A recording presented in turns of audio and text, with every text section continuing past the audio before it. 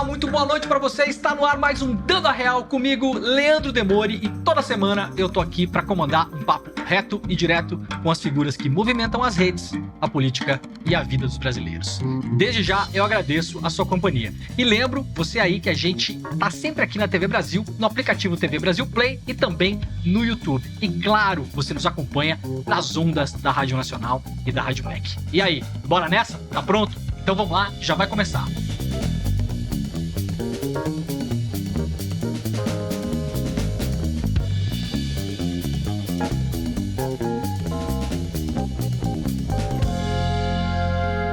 Ela sonhava em ser veterinária, mas se encontrou de verdade ao tentar responder questões profundas do ser humano. Aquelas como quem sou eu, para onde vou, e nessa caminhada se descobriu, professora de filosofia e não filósofa. A gente vai entender por quê. Pioneira na internet, ela começou falando para dezenas de pessoas e hoje tem mostrado a milhões de seguidores que a filosofia está mais perto do que a gente imagina. O papo de hoje é com Lúcia Helena Galvão. Professora, muito obrigado por ter aceitado o nosso convite. Eu que agradeço.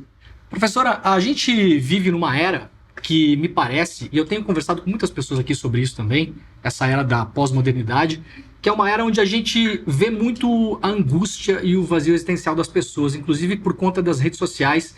E há um movimento, e me corrija se eu estiver errado, as pessoas estão um pouco tentando afogar isso com jogos eletrônicos, apostas. A gente fala um pouco antes aqui sobre futebol também, né? A gente vive um pouco nessa era de que as pessoas estão realmente se deparando com o seu vazio existencial. Isso é novo, isso não é novo, e a gente de fato não está encarando isso, a gente está tentando mascarar com diversões. Eu poderia dizer que um dos esportes mais antigos da humanidade é a corrida de si mesmo. Desde sempre fizemos isso. Fugíamos de nós mesmos até com sinal de fumaça. Só que agora as coisas que nos atraem para fora são muito mais diversificadas e muito mais atraentes. Então nós temos mais dificuldade ainda de fazer esse encontro interno, que significa encontrar um propósito para a nossa vida, saber onde queremos chegar com tudo isso, quais são as coisas que são positivas e negativas para nós, tendo em vista o nosso propósito, quais são os nossos sonhos. E essas coisas são extremamente necessárias, porque constituem aquilo que a gente poderia chamar da nossa identidade. Se você não tem nada disso dentro de si, quem é você? Você define a sua identidade pelo quê? Então é um elemento que hoje vai ficando cada vez mais dramático e isso se reflete numa angústia existencial muito evidente e cada vez mais numerosa e manifestando-se de diversas formas. Nós temos uma síndrome de problemas psíquicos, os mais variados possíveis, crescente na sociedade atual. A gente está muito distraído, professora, com séries, filmes, internet. Tem um pouco a ver com isso também? Sim, Carl Jung, o grande psiquiatra, fundador da psicologia analítica, ele usava uma expressão que é corpo e mente juntos. Isso é algo que a gente quase não consegue mais hoje. O corpo está num lugar e a mente está em 10 lugares diferentes. E você não sabe nem dizer onde ela esteve, de tão disperso que está. É claro que para compreender alguma coisa, para vivê-la em profundidade, você tem que estar inteiro diante dela. Cada momento presente te oferece muito de aprendizado, muito de crescimento. A vida é inteiramente pedagógica. Quando eu estou fugindo do momento presente, é evidente que é como se eu fosse um aluno que não veio à aula de hoje. Vou perdendo as lições que a vida me oferece. Hoje é dificílimo, por exemplo, fazer uma leitura, concentrar-se 10 minutos num livro. Hoje, se você coloca um texto um pouco maior em redes sociais, as pessoas não vão ler. E isso é incrível e é um processo que está se acelerando ao invés de retrocedendo. Já é um processo físico, a gente pode afirmar, que a gente está perdendo capacidade de concentração, ou isso ainda não é cientificamente correto dizer assim? A gente tinha mais capacidade contemplativa, né? Muitos anos atrás, e de concentração, e de estar conectado numa mesma conversa como a gente está agora aqui. Agora parece que, até fisicamente, me parece que as pessoas não têm mais, mesmo as crianças, né? Eu falo pro meu filho, você tem que se acostumar com o tédio, meu filho, né? O que eu faço no carro? Não tem nada para fazer no carro. Eu fico falando, olha pela janela, mas olhar pela janela é chato. A gente enfrenta isso com crianças muito pequenas já, assim, e eu lembro que, sei lá, até a minha infância, eu era muito acostumado com o tédio. Ficar sem fazer nada. Em vários momentos que eu tinha aqui com os meus pais, em algum lugar onde não tinha diversões para crianças. A gente não tinha um iPad, um celular, uma outra criança para brincar. A gente consegue notar já que isso vem transformando a gente fisicamente, inclusive? Eu não sou uma especialista na área, mas já ouvi neurocientistas que falam sobre essa tendência que já se reflete numa limitação cerebral, com certeza. Agora, nós percebemos que, inclusive as crianças, o Pequeno Príncipe, inclusive, tem uma passagem, quando o príncipe fala lá com o manobrista dos trens, que ele diz, enquanto os pais dormem dentro do trem, as crianças espremem o nariz contra a vidraça. Ou seja, aquela definição da criança que está sempre presente no momento atual e vê vida, vê brilho, vê interesse em tudo. As crianças estão sendo formadas para concentrarem a sua área de interesse numa tela. E isso é muito complicado, né? Aí nós, progressivamente, fazemos isso também. Tem um livro muito famoso que fala sobre a era do cansaço que a gente vive. A gente está sendo empurrado também um pouco pela pressão, né, da performance. Eu estava conversando com o Alexandre Coimbra Amaral, a gente teve uma conversa muito bacana aqui também, e ele falou dessa pressão da performance que a rede social nos imprime, né? Da gente sempre estar tendo ou uma vida heróica, ou uma vida de glórias, ou uma vida muito bonita, ou sempre em momentos de diversão. Isso também nos empurra um pouco para esse cansaço mental que a gente sente hoje em dia, né? E nos empurra ainda mais para a evasão. Porque o padrão do que é um homem feliz está estabelecido segundo a moda. Eu tenho que enquadrar nele e não no meu padrão do que é um homem feliz. Eu poderia me sentir perfeitamente feliz numa conversa profunda com um amigo. Hoje não, isso não é suficiente para ser feliz. Você tem que estar numa praia da moda, você tem que estar num lugar badalado. Ou seja, eu sou forçado a me enquadrar em certos padrões, que às vezes, para mim, não trazem felicidade nenhuma. Ou seja, às vezes até o lazer nos cansa, porque já não podemos mais escolher onde vamos estar à vontade, onde vamos realmente relaxar. A senhora fala muito disso também, né? Essa necessidade de se enquadrar a algum tipo de modelo, né? E um pouco para tentar preencher esse vazio existencial, e a gente acaba esquecendo o que a gente tem lá dentro. Só que isso não nos abandona, né? Isso vai com a gente até o final. A gente não tem como modificar isso dentro de nós, né? Parece uma sombra que nos acompanha e sempre nos avisando, olha, na verdade você gosta dessa praia aqui, não dessa, né? Ou dessa roupa e não dessa, ou desse tipo de música e não desse, né? Isso também nos empurra para um certo tipo de angústia pública até, porque a gente está exposto hoje em dia numa praça pública o tempo todo, né? Uhum. É interessante porque uma ocasião me recordo de um sonho que eu tive, onde eu estava grávida e tentava impedir que a criança nascesse. E aquilo foi uma angústia muito grande. Às vezes eu olho para as pessoas e eu me lembro desse sonho. É como se a identidade delas quisesse nascer e elas tentam impedir. É uma angústia existencial de um parto interrompido. Algo dentro de mim quer marcar lugar no mundo. A minha verdadeira identidade quer marcar presença no mundo. E eu tento impedir. Ou seja, é uma dor que nos acompanha sempre, de estarmos expondo algo que não é aquilo que realmente somos. Professora, já desde a adolescência a senhora tinha uma grande inquietação em relação ao sentido da vida, que acho que é a grande pergunta que todos os filósofos tentaram ao longo dos séculos responder, né? A senhora chegou a alguma conclusão? Porque eu estou muito curioso em relação a isso. Tem algum sentido na vida? Com certeza, eu cheguei à conclusão de que todas as coisas no universo caminham para a unidade. Então, um átomo junta com outro faz uma molécula, um planeta com outro faz um sistema solar, uma célula com outra e faz um corpo, que a união potencializa os seres e que, com certeza, um dos destinos fundamentais do ser humano que justificam a vida é aperfeiçoar-se para estar cada vez mais unido à humanidade. Comprometido com a humanidade, e não só com a humanidade, mas com a natureza como um todo. Ou seja, esse processo que é natural em todas as coisas, o homem tem que desenvolver por uma opção consciente de estar cada vez mais unido, harmonizado com o mundo à sua volta e dentro de si também. Nesse mundo que a gente vive hoje é muito difícil. É uma ideia de coletivismo, né? Que nós temos que tentar pensar no outro sempre. A senhora fala muito isso também. Agora, a gente vive num mundo que nos empurra muito para o individualismo, né? Conquista individual, aquela célebre ilustração do self-made man, né? Que as pessoas não relacionam, mas há, inclusive, né? Uma obra de arte em relação a isso, que é o homem fazendo-se a si próprio, né?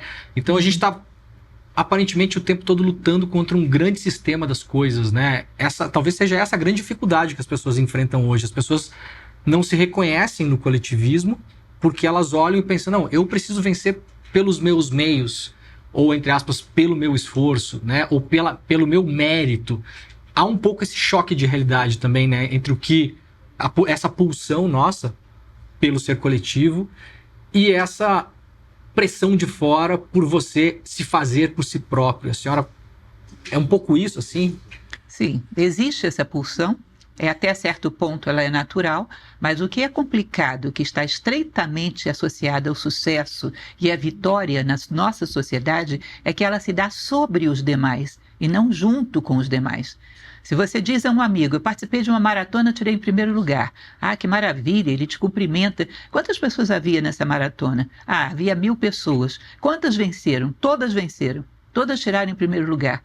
Ainda que a marca de tempo seja a mesma, ele vai dizer, isso não tem graça nenhuma. Você não venceu coisa nenhuma. Por quê?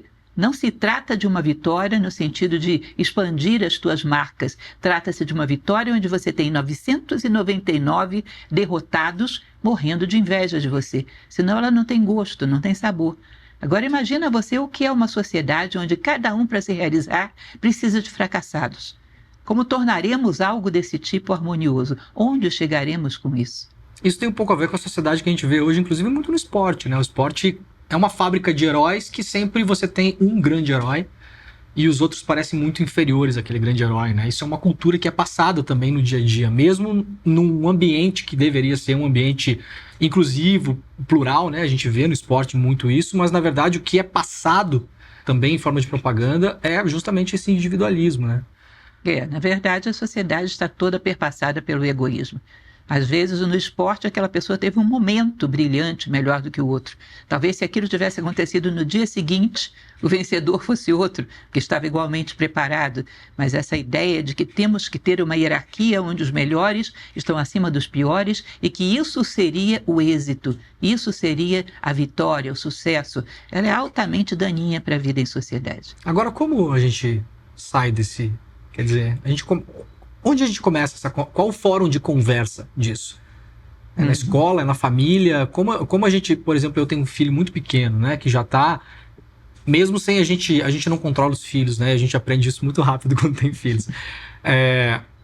Ele já tem essa ideia de competição muito forte, que vem da rua, que vem da escola, que vem dos vídeos que ele assiste, e com alguma frequência a gente tenta convencê-lo de que as coisas não são bem assim, que todos são vencedores, mas ele mesmo, tem a idade, já acha que esse negócio de todo mundo ganhar não tem graça, né? A gente tem que convencer ele. Assim, como que a gente entra nesse assunto e consegue começar a desatar esse nó? É muito difícil na sociedade que a gente vive hoje, não é?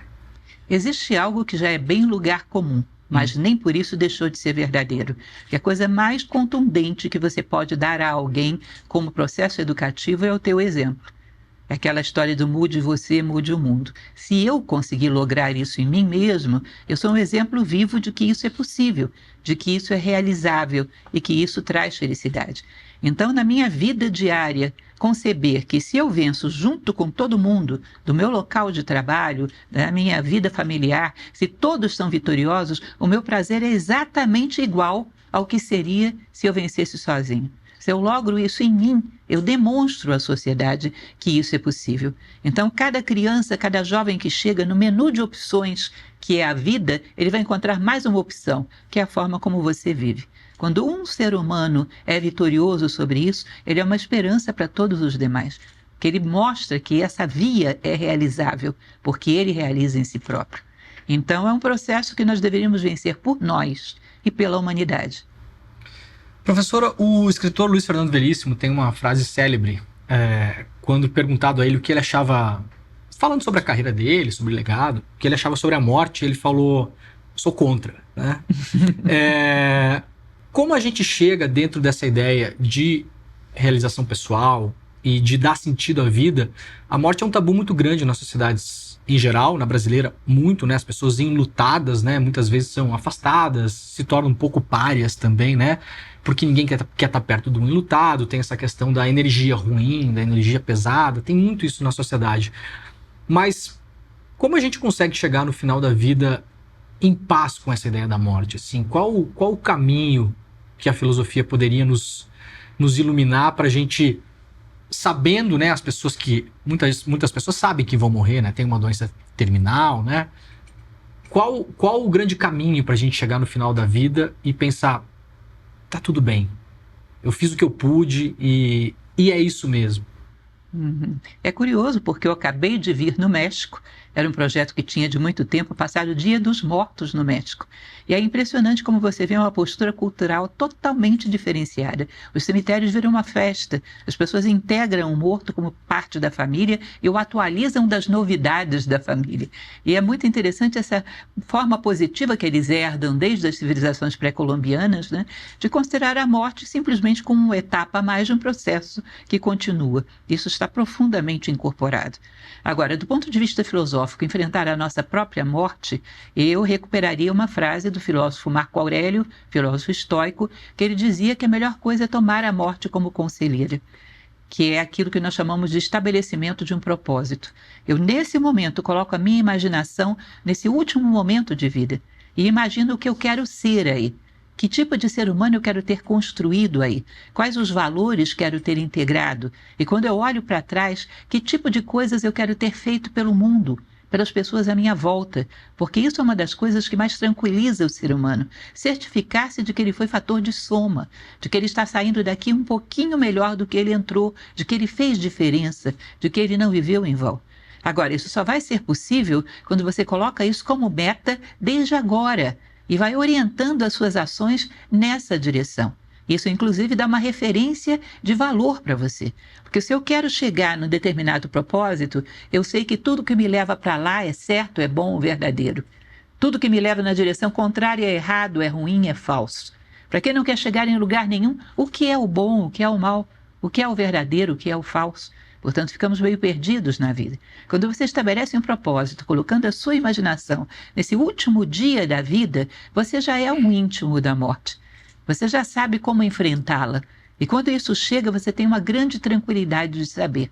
Cumpri com essa etapa. Fiz o que me correspondia aqui. Fui ao máximo das minhas possibilidades. A tranquilidade de olhar para dentro, para fora, para trás e dizer: eu correspondi àquilo que eu sempre esperei de mim. Portanto, cheguei a bom termo.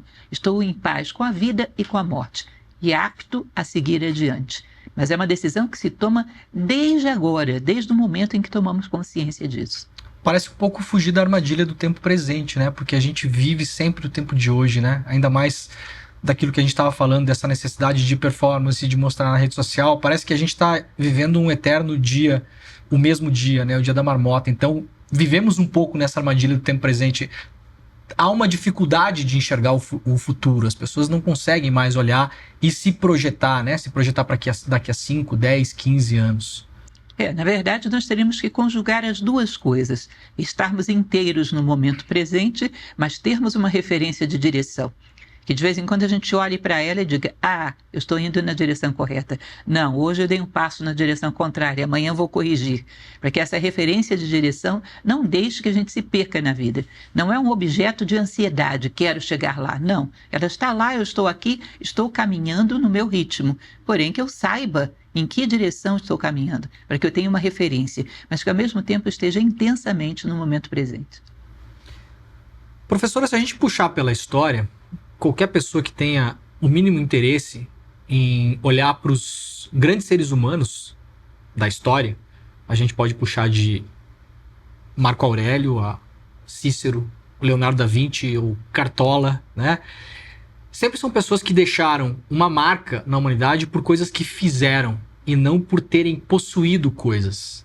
Exato. Né? E a gente vive num momento em que se valoriza muito a questão da posse, né? Ninguém vai entrar para a história pelo carro que teve. Isso que eu quero dizer, né? Dificilmente daqui a 50 anos a gente vai lembrar de um fulano que tinha muito dinheiro e tinha um carro.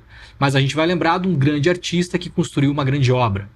Por que é que as pessoas sabem disso, mas vivem ao contrário disso? Um pouco a sensação que eu tenho é essa. Todo mundo sabe, todo mundo que vai falar que tem ídolos vai dizer: meu ídolo é esse, né? Essa escritora, é a Tarsila do Amaral, é a Carolina Maria de Jesus, enfim, vai puxar pessoas, né?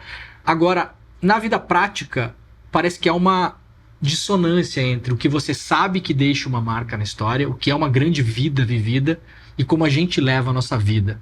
Tem um pouco isso também, né? Existe uma evasão de tomar consciência desse ponto, porque na verdade é exatamente o que você falou. As pessoas não se tornaram grandes pelo que elas retiveram, mas pelo que elas entregaram.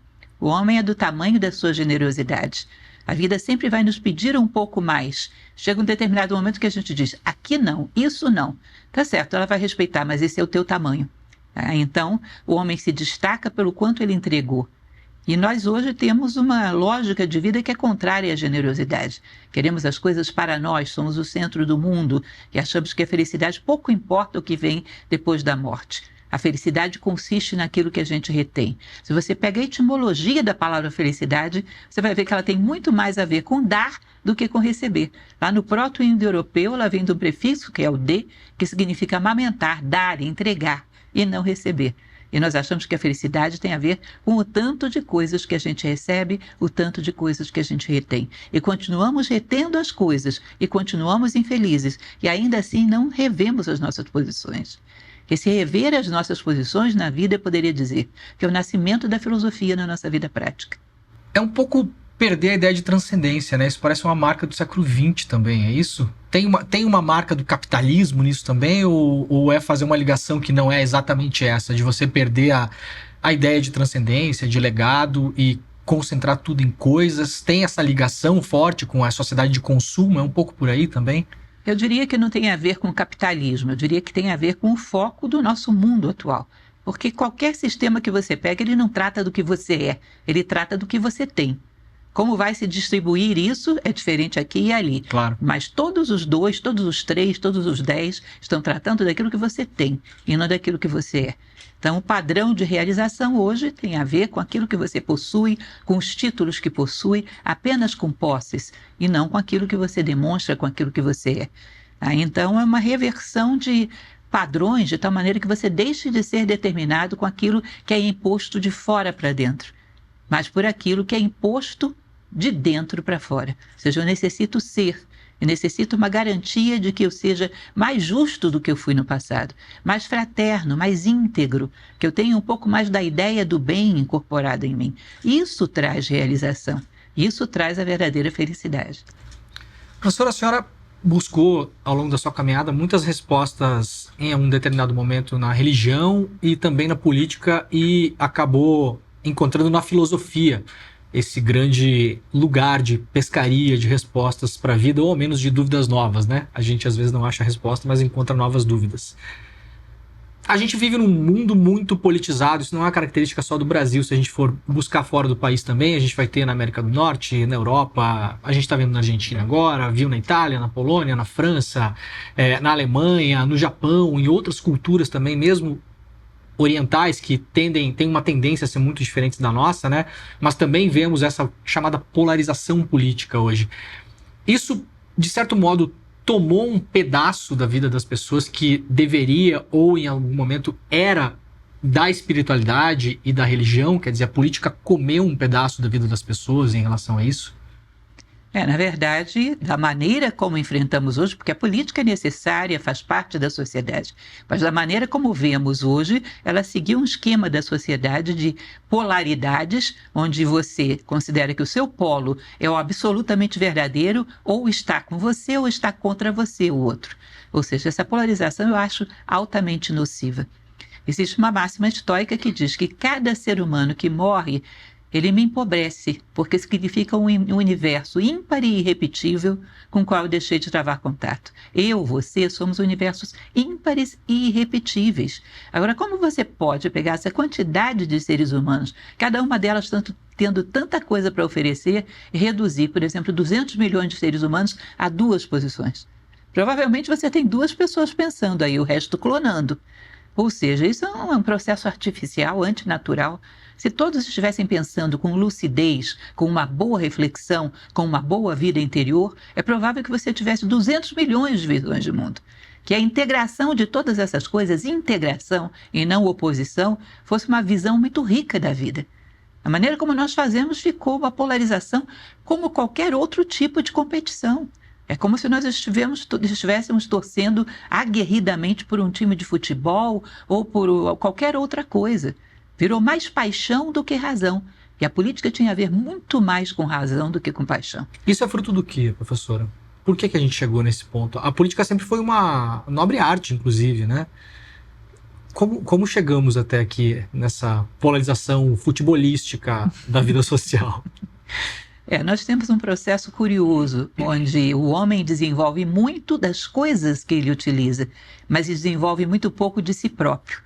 Ou seja, eu domino muito os objetos que vou construindo, que são cada vez mais eficientes, cada vez mais modernos, mas eu domino e conheço cada vez menos a mim. Se você pega um homem da antiguidade que está conduzindo uma biga e um homem atual que está conduzindo um avião a jato, você pode ver que a máquina desenvolveu-se loucamente, mas você não pode garantir que aquele condutor e o condutor atual seja um ser humano muito melhor do que aquele lá de trás. Talvez aquele lá de trás tivesse mais autoconhecimento, mais autocontrole, um sentido de vida mais claro, tivesse um maior domínio das suas emoções. Portanto, nós ficamos com uma parte da vida congelada. É como se você imaginasse um homem que desenvolveu muito desmesuradamente uma mente prática, mas que emocionalmente é um adolescente, não cresceu. Nós temos uma sociedade infantilizada do ponto de vista emocional, do ponto de vista espiritual. E essas duas coisas não convivem bem. Porque quando você tem uma tecnologia muito avançada num homem infantilizado, é como uma faca na mão de uma criança. Isso só vai causar dano, né? Ou seja, muitos meios sem fins é complicado. Se eu estou indo para um abismo, é melhor ir de bicicleta do que com Porsche. O Porsche chega mais rápido. Então, os meios se desvalorizam quando o homem perdeu os fins. Nesse sentido, há uma certa tentativa também de pessoas como eu e você, imagino, que valorizamos muito coisas como livros, que cada vez mais parecem coisas do século XV, né? Eu falo, inclusive, para as pessoas que eu gosto, né? Pessoas que perderam o hábito da leitura nos últimos anos. De fato, pararam ou de comprar livros, ou passaram para dispositivos eletrônicos, mas não compram muitos livros nem mesmo lá. Isso ajudaria um pouco a gente retornar para coisas, para manter o nosso hiperfoco, para grandes histórias, né? Para sair um pouco dessa poluição mental, ou a gente está entrando num modo anacrônico em achar que os livros vão resolver tudo e, na verdade, as novas tecnologias são muito melhores? Enfim, será que, dando um passo atrás, a gente conseguiria voltar a tentar evoluir esse homem? Hoje nós temos uma noção de cultura que é curiosa. Sabemos muito pouco sobre cada vez mais coisas. Que a ideia é isso. Qualquer assunto que você puxa, a pessoa sabe dizer alguma coisa. Mas se você tenta se aprofundar, você sabe que de fato ela não sabe nada. Seja um oceano enorme, mas dessa profundidade. Já não é mais aquele momento em que você se mergulhava em cada coisa que queria entender. Queria buscar coisas cada vez mais profundas. E essa superficialidade se estabelece, inclusive, em relação a nós mesmos, em relação ao conhecimento do outro, que é a tal modernidade líquida de que falava Bauman, né? Ou seja, tudo é muito passageiro, tudo é muito superficial e muito pouco profundo. Então, eu tenho que ser aquele chamado polímata, que sabe de tudo, mas sabe muito pouco, inclusive de si próprio. Professora, se o Platão fosse vivo hoje, o que espantaria ele nesse mundo? Ele se espantaria provavelmente, acima de tudo, pela nossa falta de identidade. Se você chega e pergunta para um ser humano, quem é você? Esse ser humano vai ficar enrolado sem saber o que dizer. Vai dizer, eu sou um dentista. Bom, isso é o que você faz. Se daqui a pouco você resolve deixar essa profissão e ir para outra, deixa de ser você? Eu sou uma pessoa que mora em tal lugar. E se você mudar daí, você deixa de ser você? O homem atual ficaria perplexo diante de uma simples pergunta como essa. Quem é você? Ele ficaria espantado de ver uma massa tão grande de pessoas sem identidade, sem nenhuma noção de quem realmente são. Profissão não é identidade. Profissão é aquilo que você faz, que inclusive pode não ser definitivo. Muitas vezes isso pode cambiar ao longo da vida. É possível, em alguns casos é até necessário. Após uma aposentadoria, às vezes as ocupações são outras, ou mesmo ao longo da vida. Tem profissões que têm uma duração muito pouca, né? Um jogador de futebol, por exemplo. A partir de uma certa idade é outra coisa que ele vai ter que fazer. Claro. Se eu perguntasse para a senhora quem é você, que resposta a senhora me daria? Eu daria a resposta, que eu acredito que satisfaria Platão. Eu sou uma pessoa que busca a justiça e a fraternidade. Quanto mais eu sou fiel a isso, mais eu sou a Lúcia. Existe uma frase egípcia que diz, teu nome interno está no horizonte. Eu sou uma pessoa cuja finalidade de vida é a justiça e a fraternidade. Quando eu sou fiel a isso, eu estou sendo coerente com a Lúcia. Quando eu não estou sendo fiel a isso, eu estou fora de mim. Então, eu tenho uma noção de identidade que dá, inclusive, para prever o que eu posso ou não fazer. Porque alguém com essa identidade, se você disser, está roubando na esquina, ou não é ela, ou está fora de si. Você percebe que você pode até prever o futuro de alguém assim. Professora, no começo, no seu contato com a filosofia, a senhora chegou a declarar que não sabia quem era mais louco, a senhora ou Platão. Então, para encerrar nossa conversa, eu queria saber se a senhora já descobriu isso. Platão não era um louco, né?